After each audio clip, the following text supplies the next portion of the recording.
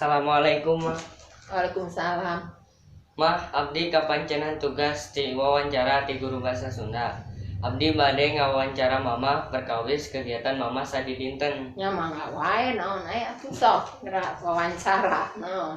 Naon bae kegiatan mama ayeuna nuju kaayaan situasi ayeuna.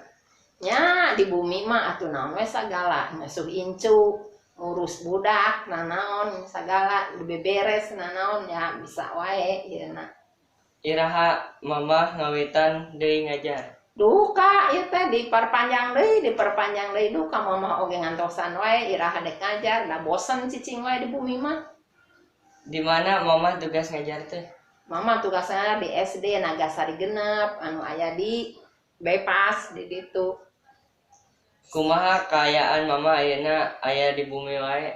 Nya aya di bumi wae kadang bosen, kadang jenuh, kesal naon wae nu diieukeun ku mama. Ya aya beberes, naon miserika, naon anu aya di bumi dikerjakeun.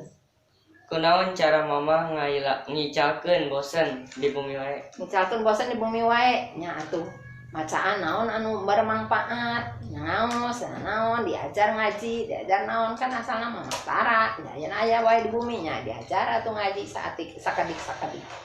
Ya, atur nuhun waktosna mah. Assalamualaikum. Waalaikumsalam.